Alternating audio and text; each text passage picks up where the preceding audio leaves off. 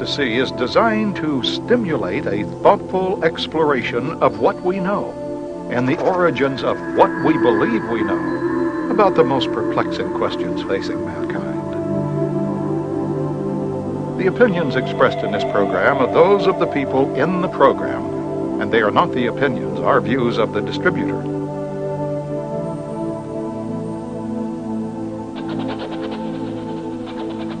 This program is offered in the interest of promoting an open discussion that may lead us to truth.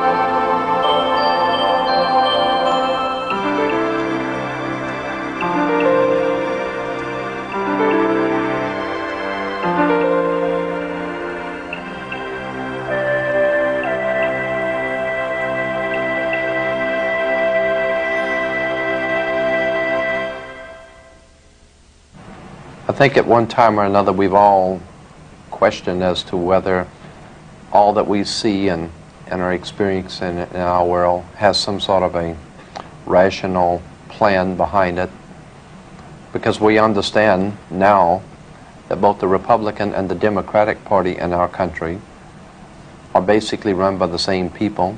The same money finances both sides. We now know, of course, through the work of many historians who have spent their life working on research to show us that both sides of world conflicts have always been financed by the same people. And as I've said before, there seems to be a method to the madness going on in the world. We know, of course, that we cannot depend on our leaders. Our leaders are misleaders. There is a science that they're following. They have their own agenda, and it doesn't include you. Conflicts require money and cooperation. World conflicts require world banks, International Monetary Fund. Professional groups all have fraternal orders. Doctors, attorneys, etc. have their own specific fraternal orders. In the banking world, it is the same way. They have a fraternal order. In politics, there is a fraternal order. However, we're not supposed to know anything about that because that's not our business. That fraternal order in politics and banking has been known for many years by those in the inside. It has been referred to by different names, different times, in different countries. The best overall name that we can give to this fraternal order, which is running our country, politics, monetary, is Freemasonry.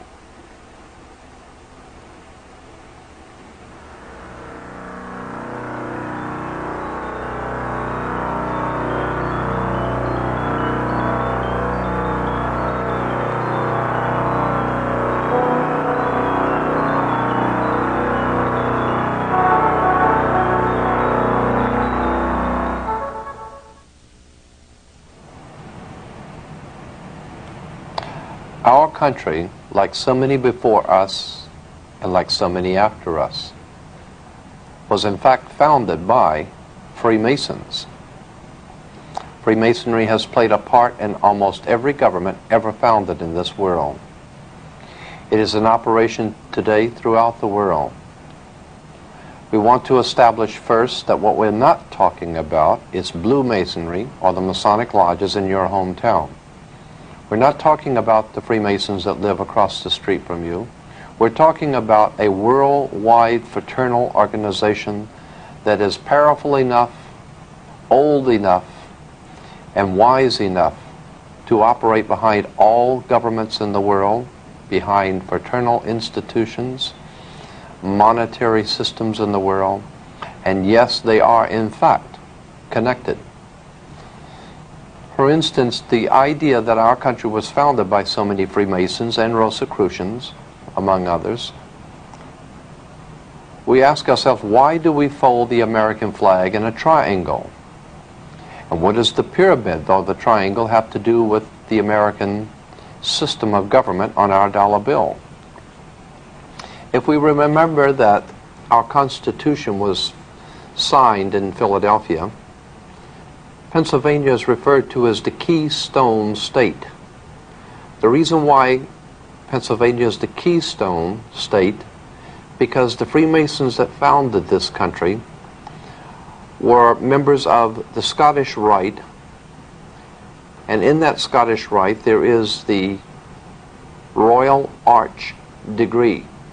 The Royal Arch degree, and of course the Royal Arch, if you do not know, was originally because of the sun coming over the horizon in the morning made the Royal Arch. The Royal Arch degree of Freemasons has been continually and ever busy throughout the world with their Freemasonic endeavors. The United States, as I said, founded in its Constitution in Philadelphia. Pennsylvania becoming the keystone of a Royal Arch. There is much concerning this material that we need to look at. Who are the Freemasons? Why are there emblems and symbols throughout the world on flags and emblems and symbols throughout the world on all sides of conflicts? We might ask ourselves about the Red Cross. The International Red Cross is a Masonic organization. They always, in every conflict, are able to go behind enemy lines. Why is the Red Cross, the International Red Cross, able to go behind enemy lines in wartime and conflict? There's a reason. The International Red Cross out of London, connected with the American Red Cross, comes from the Red Cross of St. George, the cross on the British flag, the Red Cross. That also is a Masonic institution.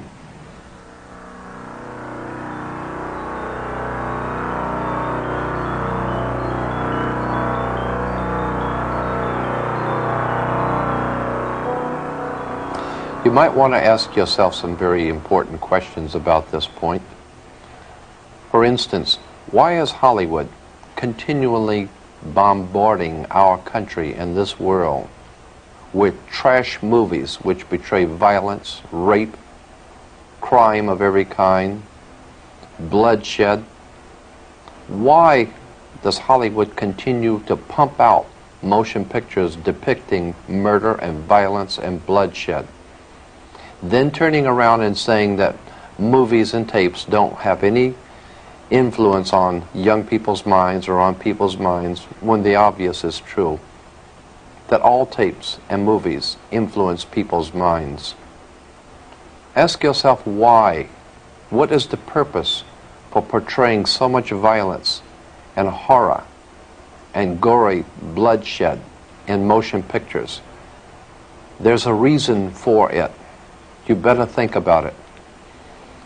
Ask yourself also about the biological warfare going on in the world today. AIDS coming from out of nowhere into the homosexual community. What are homosexuals doing today that they didn't do 6,000 years ago? And why is it we all of a sudden in 1980s have AIDS? Is there any connection between AIDS and the Legionnaire's disease and biological experimentation going on with the CIA, the USIA, the NSA, and all the other government agencies that you don't know anything about? Is it possible that there could be some sort of a biological experiments going on, some of them going awry, some of them purposely allowed to go awry to see how far they will go? Is there any kind of a rhyme or reason for the things that are happening today? Keep in mind, too, that what your government pays for, it gets. If you are paid to do something for the government, they will extract from you exactly what they have paid for. When we understand that, Then we look at universities and schools, government-financed institutions of education, and see the kind of students and the kind of education that's being turned out by these government-financed schools. Logic will tell you that if what is being turned out in those schools was not in accord with what the state and the federal government wanted, then it would change it. The bottom line is that the government is getting what they have ordered. They're getting what they have paid for. They do not want your children to be educated. They do not want you to think too much. That is why our country and our world has become so proliferated with entertainments, mass media, game shows, television shows, amusement parks, drugs, alcohol, and every kind of entertainment to keep the human mind entertained, so that you don't get in the way of important people by doing too much thinking. You had better wake up and understand that there are people who are guiding your life and you don't even know it. And all American citizens, I think, have suspected something like this is going on. But we're all too busy trying to stay alive and live our lives. And after all, what can one person do about it? One person can do nothing, but a nation educated can do much. Why does Hollywood make motion pictures like Death Wish and Dirty Harry, always showing how regular citizens are misused and abused and tricked and deceived by their government, and then one lone guy has to stand up for what's right because the whole system is corrupt? Why do you think they make movies like that? Is there a message in that? I'll tell you why. It's very simple. First of all, these conspirators, these people, make the movies showing you what the problem is. Then they make the movies to show you what the solution is. They know that you are frustrated. They know that the people of America are frustrated because there is no law and order. But that's purposely designed. We're not supposed to have law and order yet. We're supposed to have crime and the immorality and the drugs and the murder and all the other things that we are besieged by. We're supposed to have that. If the government did not want it, it would not be here. Believe me. This is the most powerful government the world has ever known. They have the ability to get a hold on Adolf Hitler. 50 years ago, he had a standing army, the greatest navy, air force, military, secret underworld organizations operating throughout the world. But this government got a hold on Adolf Hitler because it chose to and it wanted to. And if you do not pay your income taxes, they will find you if you go to the Amazon jungle, and they will make an example of you. They will find you and they will deal with you, and you know it. But for some reason they're unable to get a handle on drugs and the crime in the streets for some reason. There is a reason, and that's what we want to talk about. There is a method to the madness. You might also want to ask yourself why it is back in the early 70s, while no one was looking, NATO, the North American Atlantic Treaty Organization, changed its fatigue colors from the dark greens and dark browns, the fatigue colors or the camouflage colors, to light tan. Throughout the Western world, the colors were changed for the military from dark greens to light tan. Why? Because this government, along with its NATO allies, realized that there would be a war in an area where they would need camouflage, which would be light tan. So quietly, they changed that. They changed the color, and you didn't know anything about it. You want to ask yourself, too, where did Adolf Hitler and the communist government today get their money? Who financed Stalin? Who financed Lenin, Trotsky? Who financed the communist revolution? You might want to ask yourself, what part did American Wall Street play? The international bankers in New York, in Switzerland, in London, what part do they play in financing people like Hitler, like the communist movement, and God knows what else they're financing throughout the world? Why is it that drugs are brought into this country daily and we're not able to do anything about it? We're not able to do anything about the aliens pouring in across the border. I am here to tell you why. It is very simple. The government gets what it wants. There is a method to the madness, as we said, and we're going to explain that to you. Before we get into the older European history of Freemasonry, let's look at our own backyard. Is this a scene from Mississippi burning, or is this a picture of 1930s Ku Klux Klan meeting? Who are the men hiding behind the hoods, and why do they venerate the owl? Simple, the owl symbolizes wisdom because it sees things in the dark. No, this is not the Ku Klux Klan or Mississippi burning. This is your constitutional government burning. Let's remove the hoods and see who came to the party. The last 2 weeks of July of every year, a secret meeting is held in our country in Northern California by the world's most powerful people, bankers, politicians, industrialists, entertainment luminaries, all overworld figures. This group, directly connected with the European ruling elites, is commonly known as the Bohemian Society.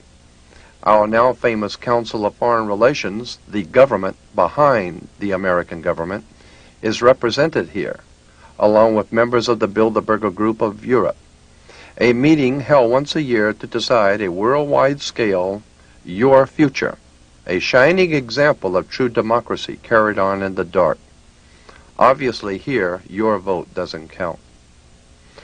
Appropriately, the owl is chosen as a symbol for this ilk, for it too is at home in the dark. The name Bohemian carries a dictionary definition as, quote, a community of persons who adopt manners, mores, conspicuously different from those expected or approved of by the majority of society and who disregard conventional standards of behavior. No wonder they want no input from you. More specifically American and even darker and equally as insidious is an organization that our own President George Bush belongs to, namely Skull and Bones, rightly understood to be America's secret establishment. The Bohemian Society, Skull and Bones, CIA, DEA, Mafia, and the IRS are just some of the groups that make up the true power behind the throne of America. Like all other kingships, America's power elite hinges on family blood, just as the power structure of the Mafia. To show that the word bloodline is not just a figure of speech, let's take a look at the actual facts. Carefully outlined here are the actual lineages of American presidents and their bloodline connected to European aristocracies of power. Starting from Edward II and III of England, 28 out of our 42 presidents were connected by blood, including President Bush and Vice President Quayle, who are also in fact related to each other. Most of the 14 not connected by blood were connected by fraternal orders used by the bloodlines, with only a few exceptions, notably in disruption, the Kennedys, seeking to disrupt this dynasty of power in America. Owing to their vast financial backing and personal intellectual charisma and much behind-the-scenes political maneuvering by his father, Joe Kennedy, John Fitzgerald Kennedy was inserted into the presidency, the idea being to disrupt the status quo by establishing a Kennedy Roman Catholic dynasty, and thereby serving notice on the Freemasonic powers of this world of their unwillingness to cooperate and play by the unwritten rules. Justifiably feeling threatened, the established bloodlines of power in America removed the Kennedy threat.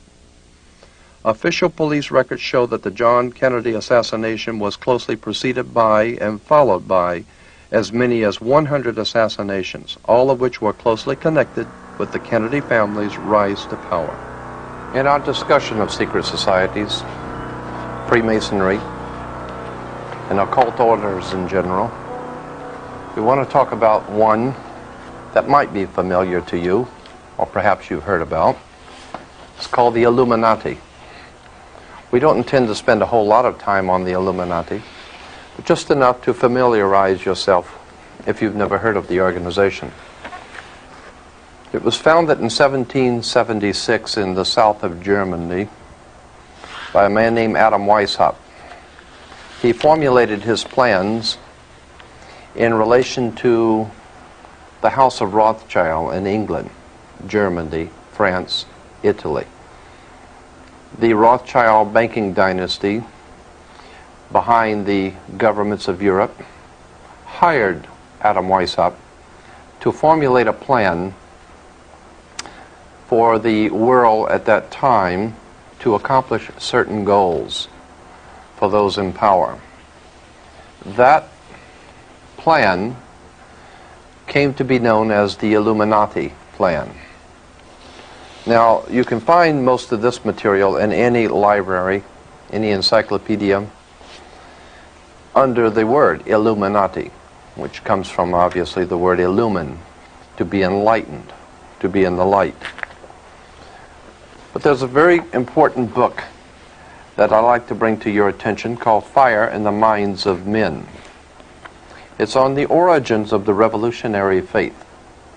Fire in the Minds of Men, written by James Billington, is a profoundly important book in understanding the revolutionary and radical movements of the world today and how they got here and who finances them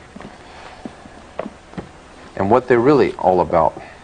I'd like to read to you a couple of paragraphs of importance, I think, in dealing with the occult origins of the organizational arrangements, how the occult organizations throughout the world, secret societies, are organized.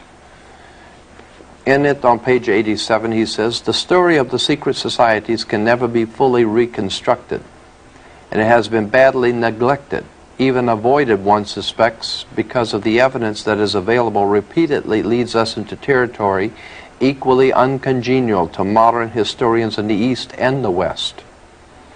In what follows, I shall attempt to show that the modern revolutionary tradition as it came to be internationalized under Napoleon, the Restoration, grew out of occult Freemasonry, that the early organizational ideas originated more from Pythagorean mysticism than from practical experience, and that the real innovators were not so much the political activists as literary intellectuals, on whom German Romantic thought in general and the Bavarian Illuminati in particular exerted great influence." Here he was talking about the organization of the Bavarian Illuminati. You can't discuss the Illuminati without understanding the Jesuit order of the Catholic Church, because Adam Weishaupt himself, the founder of the Illuminati, was in fact a Jesuit priest. He was not just an ordinary Jesuit priest, though. In Bavaria, he continued to support revolutionary radical thinking against the church and has given to the world what has come to be known as the revolutionary tradition. In May 1st, 1776 is when Adam Weishaupt founded this order, and that's why, of course, in Soviet Union and other communist countries, that May 1st is considered to be the important day to all communist revolutionaries, because Adam Weishaupt founded the Illuminati on May 1st. This you will find, as I said, in any encyclopedia. The bait that was laid by Adam Weishaupt for control of peoples was a very old and tried project. It was called democracy, a people's democracy. Adam Weishaupt, like many others before him, understood that democracy has never worked, is not working now, and never will work. Basically because of the reason that people, while they could be and are the power of any government, the people are always the power of a government. And that on the surface, democracy seems to be the best of all possible worlds. Democracy is a very bad form of government because the people can be misled. Because democracy means, it comes from the word demos, meaning mob. A mob in the street is a demos. Demosocracy, ocracy meaning rule. Demosocracy or democracy means mob rule. You might say that true democracy is like 35 whites hanging one black. That's democracy, the rule of the mob. Now when we put it into more Americanized political terms, it's the rule of the people. And while that may sound good in print, the founders of democracy in our modern day form realized that the people can be manipulated into accepting whatever they want the people to accept. Let's go on with this subject of the Illuminati and its symbols. You will find the symbol of this secret society on the back of a $1 bill. On the back of the dollar bill, on the left-hand side, you will see the pyramid with an all-seeing eye, the eye of Horus, the Egyptian god of light, the Egyptian god, God's son. And you will see beneath the pyramid 1776 spelled out in Roman numerals, and the words Anoukopias over the top of the pyramid. Anoukopias is translated to mean our enterprise. Anout, our enterprise. Kopias is translated to mean has been crowned with success or is crowned with success. Therefore, Anoukopias is our enterprise is now a success. And then to find out what enterprise that was a success, as on the bottom of the pyramid, Novus Ordo Seclorum, the new order of the world, the new world order. Well, if we remember that Germany was the home of the concept of the New World Order. Adolf Hitler,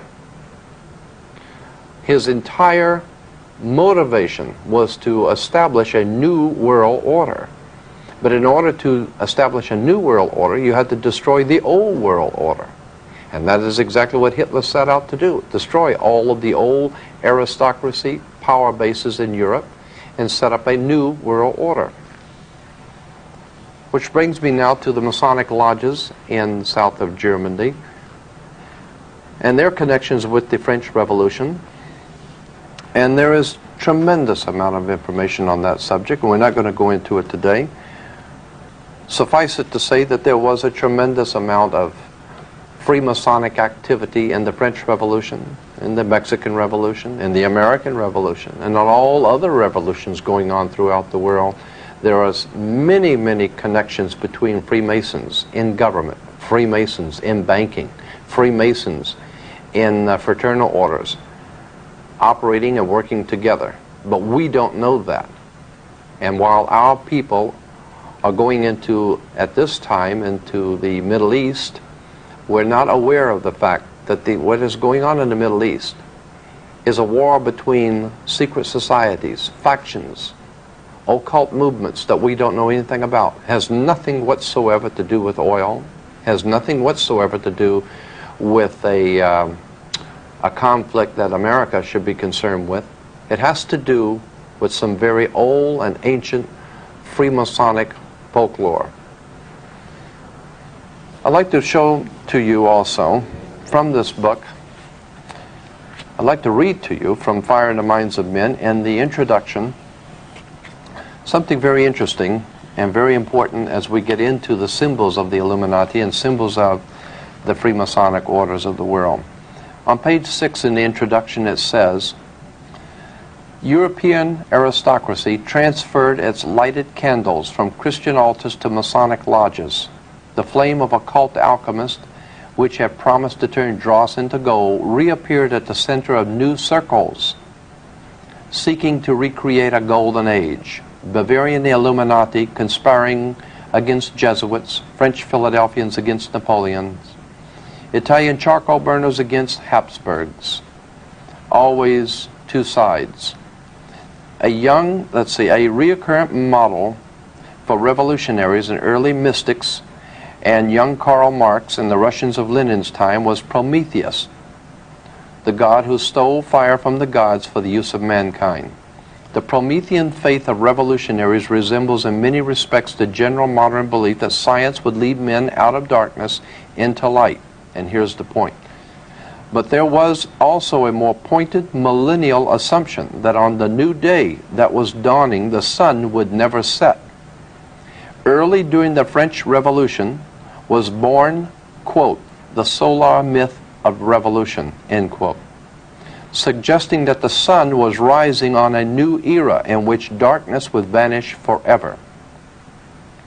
This image became implanted at a level of consciousness which simultaneously interpreted something real and produced a new reality. The new reality that they sought was radically secular and stringently simple. The idea was not the balanced complexity of a new American federation, but the occult simplicity of its great seal, an all-seeing eye atop the pyramid over the words Novus Ordo Seclorum.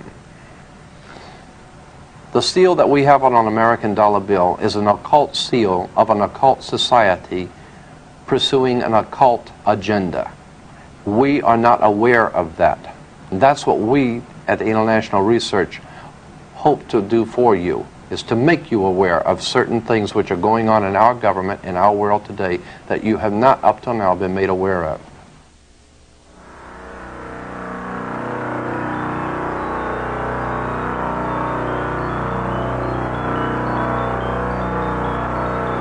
It is not our purpose to spend too much time on this particular order of Freemasonry, the Illuminati, but we want to spend enough time so that you understand how it worked, what its purposes were, and how it affects us today. Because it's still with us today. It has taken on different forms in different countries, but it is still basically with the world today. Now, perhaps some of you are aware of this material that we're discussing right now, and maybe you're not.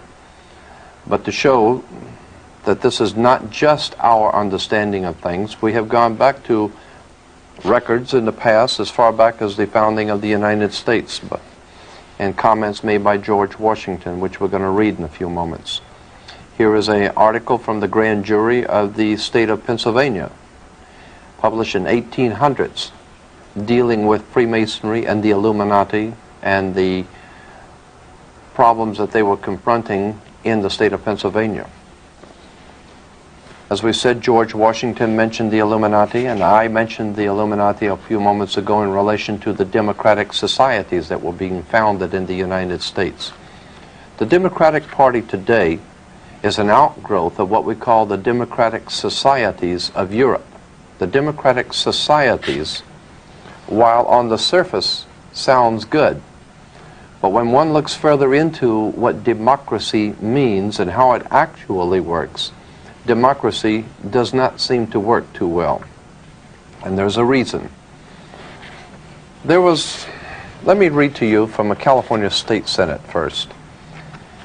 11th Report, State Investigating Committee on Education, published in 1953 by the California State Senate, and it talks about the Illuminati. You can get a copy of this from the International Research if you wish. In dealing with the subject of communism, secret societies of communism, in 1953, on page 168, I'm going to do a little reading, but it's very important. I think it's important that you should hear this. On 168, the California State Senate goes on to say, since many intelligent persons, even in high official positions, do not appear to have acquainted themselves with the real nature and seriousness of communism, it is perhaps appropriate to give briefly some really informative, authentic data concerning it. Communism and Russia are by no means synonymous. Russia merely occupies the unfortunate position of being communism's first victim. Communism is synonymous with world revolution and seeks the destruction of all nations, abolition of patriotism, religion, marriage, family, private property, and all political civil liberties, in the establishment of a worldwide dictatorship of the so-called proletariat, which is in fact an autocratic, self-constituted dictatorship by a small group of self-perpetuating revolutionaries. Over on page 169, the document goes on to say, so-called modern communism is apparently the same hypocritical and deadly world conspiracy to destroy civilization that was founded by the secret order of the Illuminati in Bavaria in May 1st, 1776, and that raised its hoary head here in our colonies at critical periods before the adoption of our federal constitution. The world revolution conspiracy appears to have been so well organized and ever continuing to be ever on the alert to take advantage of every opportunity presenting itself or that the conspirators could create. It is significant in this connection that as early as 1783, when unsettled conditions and dissatisfaction in some quarters had arisen in the American colonies, subversive anonymous sermons were circulated among the colonial army to incite dissatisfaction and rebellion. George Washington immediately called the army together and in addressing them used this significant language.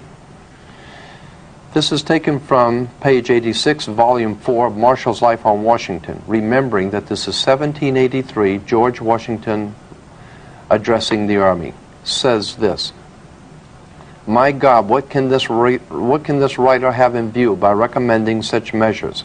Can he be a friend to the army? Can he be a friend to this country? Rather, is he not an insidious foe, some emissary perhaps from New York?" Then the next paragraph, the California State Senate continues, "It is plain that George Washington believed that the then center of this secret conspiracy, so far as this country was concerned, to be located in the city of New York."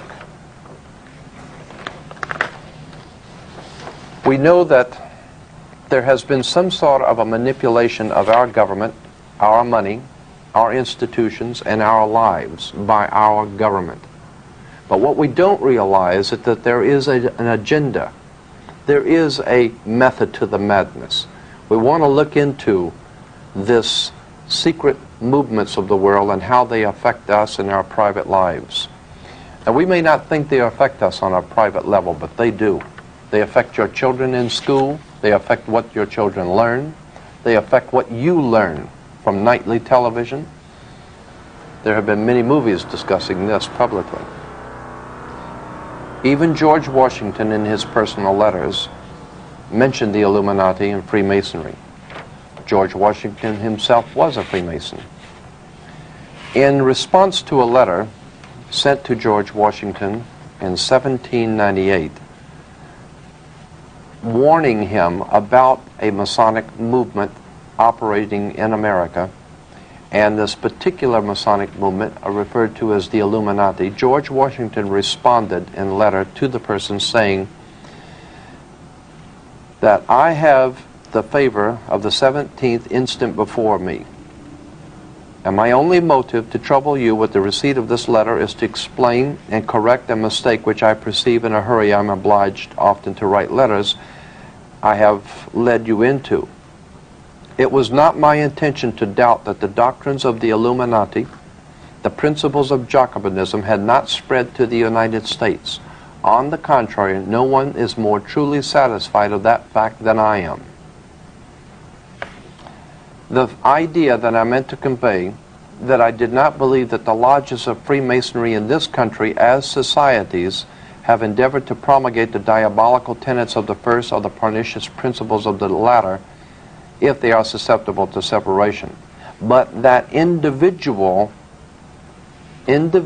of them may have done it, or that the founder or instrument founded, or the instrument employed to found the democratic societies in the United States may have had these objects in mind and actually had the separation of the people from their government in view is too evident to be questioned. What George Washington was saying was that the mere fact that someone had charged that the Illuminati was operating in America, George Washington said, on the contrary, no one is more truly satisfied of that fact than I am. And then he proceeded to say that he did not believe that all Freemasons were involved in this plot, but that the founders of the Democratic Society in America, or the Democratic Party, as we call it today, in America, had the object in mind of the Illuminati's projects, and had actually, the Democratic Party, George Washington said, actually had the separation of the people from their government in view. It is too evident to be questioned. That may explain why today that in a democratic country like America, the people make certain demands on the government and the government doesn't respond. The people want this, the government doesn't respond. The people demand that, the government doesn't respond. Because the whole concept of the democratic process in America was purposely to divide the people from their government, so that the people could be out here working, taking care of their lives, feeding their children, and sending their politicians to Washington to look out for them. When they got there, they were already members of certain fraternal organizations, and all government was already taken care of, so that the people have nothing to say about anything. And that's the point we're trying to make, that when you send politicians to Washington, D.C., they might just as well stay home, because the rhyme and reason of government has already been decided by secret societies and fraternal orders that you don't know anything about.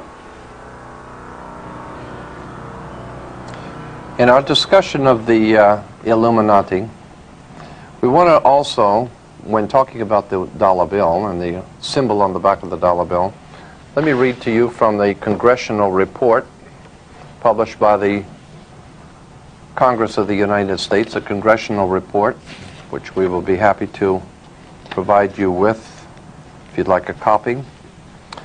Talks about steps toward a British Union, a world state, and international strife. International strife is very much concerned with a world state and British Union. As we brought out before, Britain is referred to as God's kingdom, the United Kingdom. International strife, which is happening throughout the world, is part and parcel of preparing the world for God's United Kingdom. And America is playing its part. That, incidentally, as I think I mentioned before, provides the basis for racism in the world today. God's kingdom, of course, coming through Britain and America. America being ruled from the White House. England being God's chosen to sit on Jehovah's throne for Jesus, provides the world with a convenient racist philosophy. And then we wonder in this country why the rest of the world doesn't seem to care for America a lot. There's a lot that we should know concerning the symbols on the dollar bill. Let me go to this congressional report published back in 1940. It says on page 13, "Let me call your attention to the fact that on the reverse of the Great Seal of the United States, which appears on our dollar bills, you will find the exact symbol of the British Israel World Federation. This symbol is also carried on literature of other organizations promoting a world government and a world religion. At the bottom of the circle surrounding the pyramid, you will find the wording Novus Ordo Seclorum. It was this new order that was advocated by Clinton Roosevelt several hundred years ago, and recently in Philip Drew, and now followed by the executive." We understand that this whole concept of a new world order is a revolutionary idea developed out of occult Freemasonry. I want to go back to the introduction of fire in the minds of men and lay the foundation for something that I think you're going to find very interesting. Again, we want to requote from page 6. In the introduction, it says, "A reoccurrent mythic model for revolutionaries, early romantics, and young Karl Marx, and the Russians of Lenin's time was Prometheus, who stole fire from the gods for the use of mankind. The Promethean faith of revolutionaries resembles in many respects the general modern belief that science would lead men out of darkness into light." It's interesting that in New York City, in Rockefeller Plaza, At the very entrance to Rockefeller Plaza is an enormous statue of Prometheus. How appropriate. And when one understands how the Soviet Communist Party is financed, organized, and directed out of New York, then it will not be any great mystery as to why in front of Rockefeller Plaza we have the god Prometheus. James Billington, in his book Fire in the Minds of Men, explains that that is a symbol for the world revolutionaries.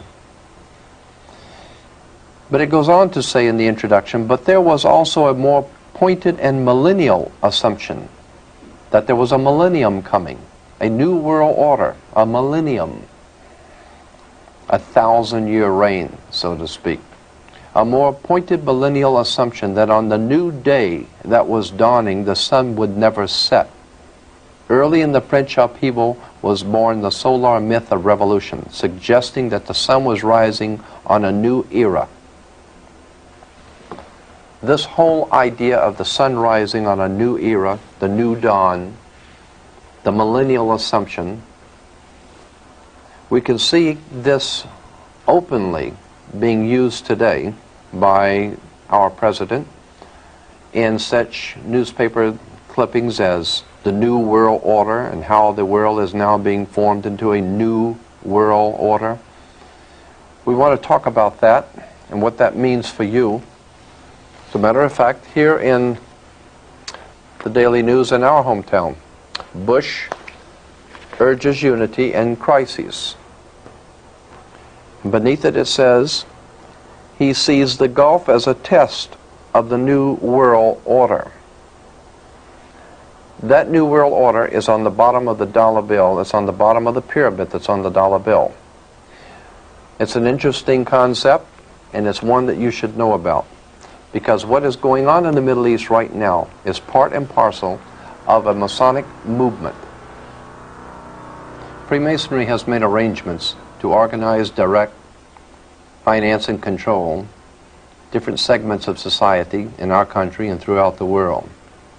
They have realized that in this country, black movements are moving into mainstream America. Therefore, the need arises for black leaders to be able to fall in line, to go along, to get along. And some of the black Freemasons that have been accepted into the order is, for instance, is Jesse Jackson, Andy Young, mayor of Atlanta, Kenneth Gibson, three-time mayor of the city of Newark, New Jersey, the late Harold Washington, mayor of Chicago, State Senator Julian Bond, Supreme Court Justice Thurgood Marshall, Marion Barry, mayor of District of Columbia. We see that Freemasonry uses all races to accomplish its objectives.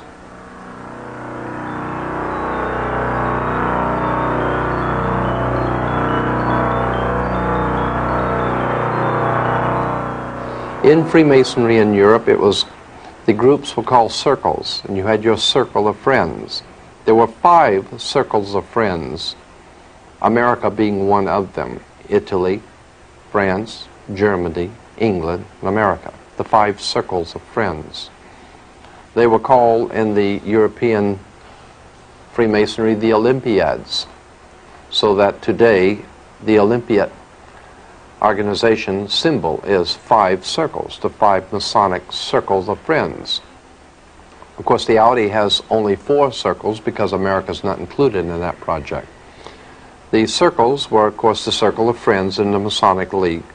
The other symbols on Freemasonry, the torch, of course, the Olympic torch is the torch of Prometheus, the god who stole fire for the service of man. And as we said in New York, in front of Rockefeller Plaza, you'll see the statue of Prometheus. In his hand is a flame, the torch, the fire of revolution. The dime, of course, on the Mercury head dime, in the back of the dime, you'll find the torch of illumination. It's still there today. The modern American dime has the torch of illumination. The Statue of Liberty has the torch. Of course, in all universities and colleges, we find in their symbols and emblems of universities have torches, standing for illumination of the Illuminati. As a matter of fact, when you are graduate from a university, you become an alumni, which is taken from, obviously, Illumini, Illuminati. You become an Illuminati. You become illuminated when you go to a university. Let's see, the torch is also used in Amoco oil, the B'nai B'rith, Crises magazine for blacks. It is found many, many places. Chevrolet, just this year, in its Saturn division of General Motors, is putting out its aluminum car, not aluminum, but Illumin car from the Illuminati. Of course, when you go to college and university, or even graduate from high school, you come out with as we said, a black robe, which is black for Saturn, the god of Hebrews, and the square mortarboard. The square mortarboard is, of course, Freemasons use mortarboards for their plaster. So that's why you wear a square mortarboard when you become an alumni. It all has to do with Freemasonry. It all has to do with the control of education in this country, the control of our religious thinking, our minds, our government, our money, our lives. Everything from your corner drugstore is influenced by Freemasonry, secret societies, occult orders, and politics of the scientific kind. Our founding fathers would probably turn over in their grave if they saw what happened to us and how we've been deflected from our purpose and our mission in the world to become nothing but pawns in a game. Even the Liberty Bell, the symbol of liberty, an equal Liberty Bell, identical with the same crack, is found in Moscow. It's a very famous Liberty Bell of Moscow with the same crack. It becomes known as a symbol, the symbol of the Brotherhood of the Bell. Bel being B-E-L, the ancient god in the Mesopotamian Valley, being the one that we call Beelzebub or Belteshazzar or Yahweh. There are too many symbols, too many things going on in our world that we're just not aware of in this busy time in which we live, that it's time that we took time to look around us, see the emblems of power, see the emblems and seals of our government. Look at the dollar bill instead of trying to earn one. Just look at one for a change. Look on the front at the Masonic emblems on it. Look at the back, the Masonic emblems there.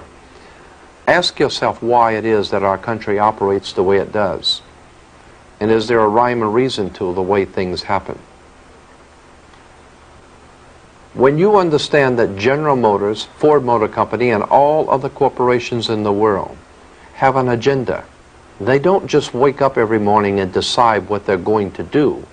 Large, very large international corporations have to make plans for tomorrow, for next week, for next year. When you have hundreds of thousands of people on a payroll, you can't afford to wait till the last minute to decide what you're going to do. The ship of state is far too large to turn around just overnight. It's like a giant ocean liner. The ship of state is a very large vessel. You have to make plans for it. You have to direct the people. You have to concentrate your power. You have to concentrate the people's attention on certain things in order to get them to go in the direction that you want them to. We are a very large and powerful people in America. So our masters have to direct our thinking for us and prepare us in advance for their plans, for their hidden agendas. And of course, like docile sheep, we just go along to get along because we don't know any more about it than what we see on television. There's about time that we look into this world that we live in and examine who we are, why we're doing what we're doing, and where we're going. That's the purpose for what we're trying to do. As we said before, we're not trying to explain in detail everything because we can't.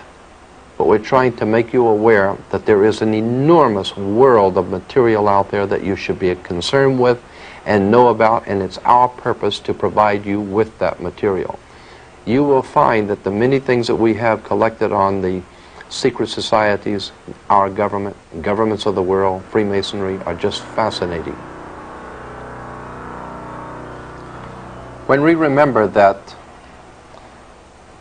Abraham Lincoln was the first president to break all diplomatic ties with the Vatican in the 1860s, diplomatic ties continued broken with the United States until the coming of President Ronald Reagan.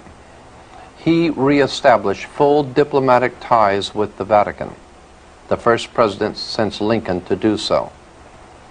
His next official act was to travel to Europe at least 3 times to meet in private with the Pope. We were not told what was discussed. Later, the Pope is a host to other summit meetings. And then, of course, Ronald Reagan leaves the United States to go to Europe to visit the war dead, we are told, and he ends up at Pittsburgh Cemetery, the burial spot for the Nazi SS officers. We have to wonder what was going on. Did Ronald Reagan not know that he was going to a Nazi burial spot? Well, of course he did. He's not a fool. And there are no such a thing as mistakes made by presidents. That is a cover-up. When we see things happening on the world scene and we say, well, the president made a mistake and the government made a mistake, you have to know that in a government the size of the one that governs the United States, they don't make mistakes. They're well-calculated moves. They know what they're doing. They have an agenda. They have an idea, a purpose. So they don't make mistakes. Ronald Reagan's going to Pittsburgh was purposely done. It signals something to secret societies. The Gulf crisis today, there are many innuendos and things that are being said which lead one to understand that there's more going on in the Middle East than what we're told about. And as we said before, it has little to nothing to do with oil, little to nothing to do with a threat against this country, because this country has no threat. We have some interesting titles, some very interesting books showing Freemasonry, the Order of Malta with the Pope,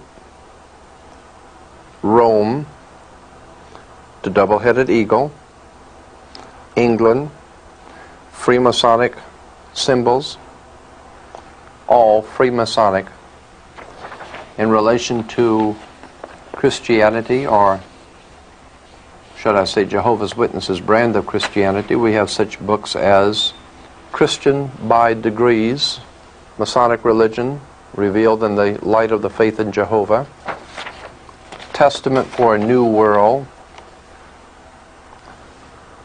given to us being the 7 books containing essential spiritual wisdom, given to us by the Knights Templars. The table of contents reveals the Book of Jehovah and the Book of Jehovah's Kingdom on Earth, Jehovah's Kingdom on Earth with the Knights Templar emblem. We see that Jehovah's Kingdom on Earth is nothing more than a Masonic kingdom, like the British United Kingdom. Jehovah's Witnesses, along with the Mormon Friends, Seventh-day Adventists, and as we said, all the other York Rite Masonic cults in America are spreading. They are the shock troops, so to speak, for Freemasonry to take the message of the kingdom to the rest of us in this nation to accept their Masonic kingdom. And they, unbeknownst to themselves, are the forerunners for a new world order that they have no idea in this world is coming.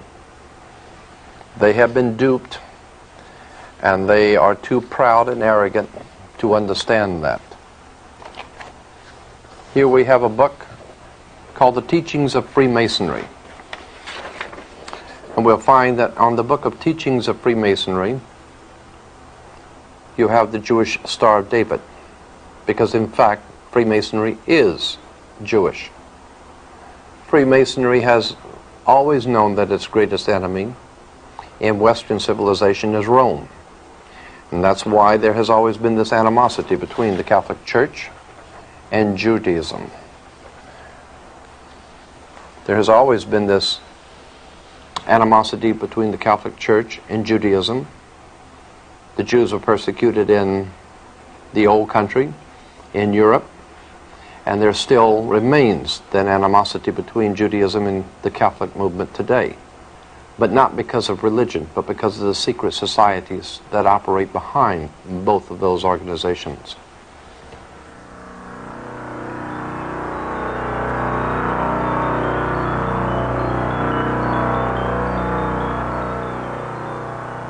You might be interested to know also that the Pope's headdress, the papal headdress, goes back to an ancient Jewish headdress.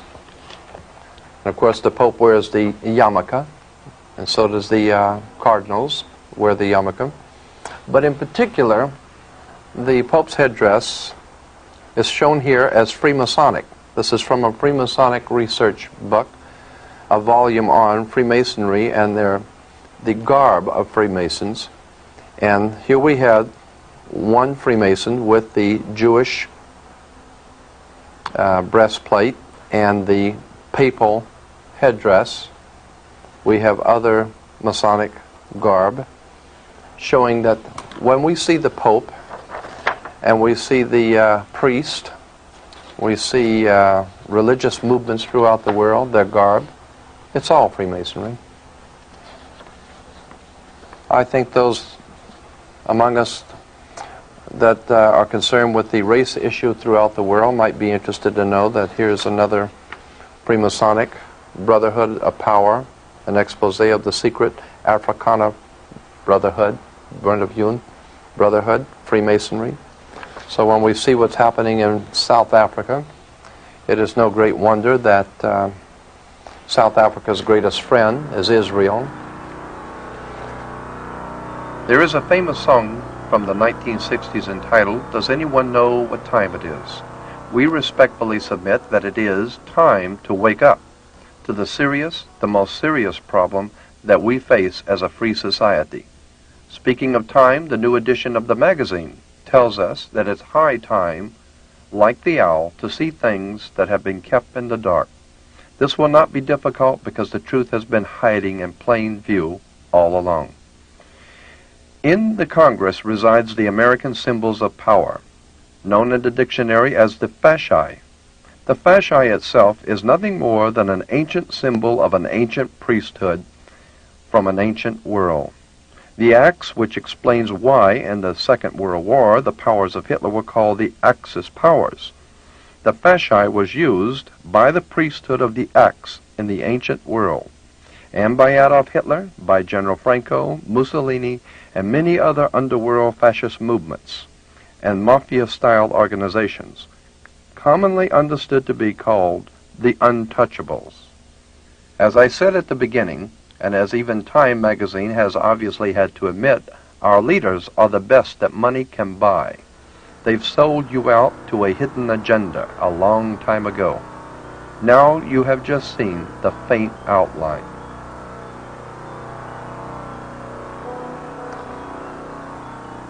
In the past tape, we have tried to at least enlighten your mind to a subject that has not been adequately dealt with. That is the secret societies and subversive movements that are restructuring our world and using all sorts of guises and excuses. Everything from Jehovah's Witnesses to the Mormons with their Zion National Park and the New World Order and the racist philosophies that permeate the Western world. And it has become an idea whose time has come to explain and talk about these subjects. As we have mentioned before, we have adequate documentation for the things which we have said. If you would like to inquire further for further information, it is obviously a subject that cannot be covered very well in just a few tapes. But we hope that we have been able to at least present some concepts and ideas that may be fresh and new and important to look at And we want to thank you for your time. And we want to leave you with this thought that this country was based on the fact that individuals had a right to know.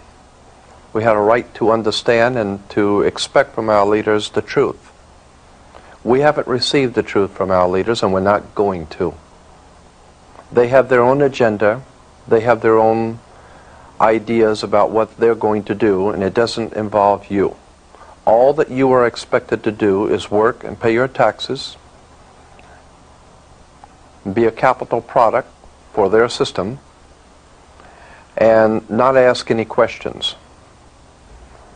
I think it's high time that this country begin to ask questions of its leaders, its misleaders, and as we've said before, that we have the best religious and political leaders that money can buy. I think it's time that we begin to look at these subjects very deeply, and if you want help on any particular facet that we've talked about, or if you want more information generally on these subjects, we will be happy to provide you with all of that information. Again, I have to say that what I have told you is what I've only told you. I haven't told you the rest of the story. It is an enormous story. We hope that we've been able to at least enlighten you somewhat, and we thank you for your time.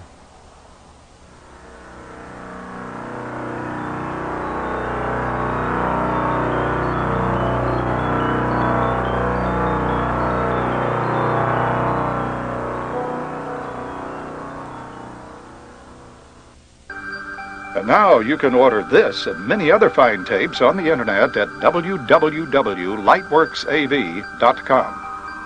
That's lightworksav.com, as in Lightworks Audio and Video. For a catalog of other fine tapes, please send $2 to Lightworks Audio.